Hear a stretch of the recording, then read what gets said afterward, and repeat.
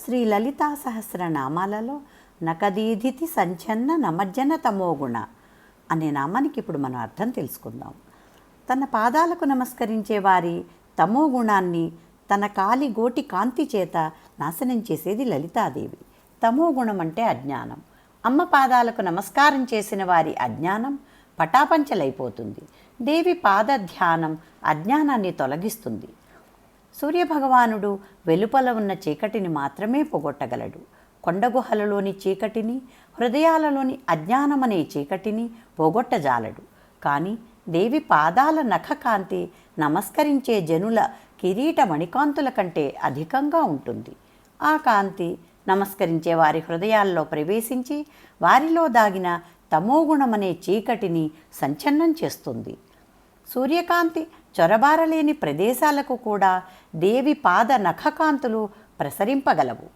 బ్రహ్మేంద్రాది దేవతలు దేవికి నమస్కరించేటప్పుడు వారి మస్తక మకుట మాణిక్య కాంతులు దేవి పాద నఖదీదుతుల ముందు వెలవెలపోతున్నాయి.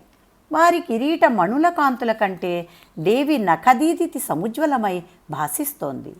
అలాంటి నఖదీప్తులతో ప్రకాశించే దేవి పాదాలు అరవింద సమానమైనవి.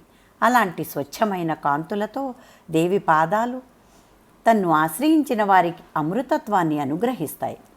సౌందర్యలహరిలో శంకర భగవత్పాదులు అవిద్యానామంత స్థిమిరమిహిర ద్వీపనగరి జడానాం చైతన్య స్తబక మకరంద శృతిఝరి దరిద్రాణాం చింతామణి గుణనికా జన్మజలధౌ నిమగ్నానాం దంష్ట్రా మురరిపు వరాహస్య భవతి అన్నారు.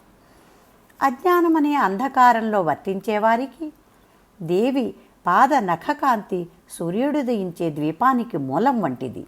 మూర్ఖులకు ప్రజ్ఞానరూపమైన చైతన్య కల్పవృక్ష పుష్పగుచ్చం నుంచి ప్రసరించే మకరంద ప్రవాహం వంటిది. దరిద్రులకు చింతామణి రత్నం వంటిది.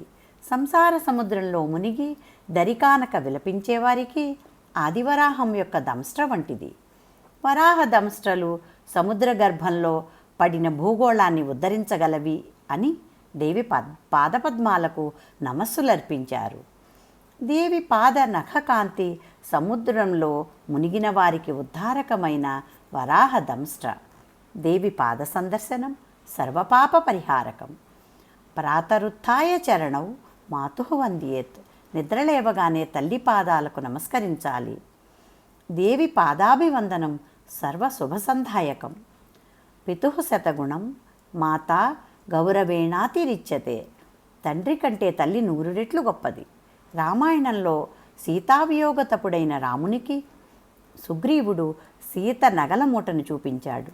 తన కళ్ళు ధారాపాతంగా వర్షిస్తున్నాయని, తాను వాటిని గుర్తించలేనని భావించాడు శ్రీరాముడు.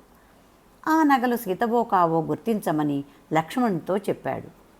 అప్పుడు లక్ష్మణుడు తల్లితో సమానమైన వదినను తానెన్నడూ నిశితంగా చూడలేదని, నిత్యము పాదాభివందనం వల్ల కాలి అందెలను మాత్రం గుర్తించగలనని లక్ష్మణుడు పలికిన మాటలు ఈ సందర్భంలో స్మరింపదగినవి.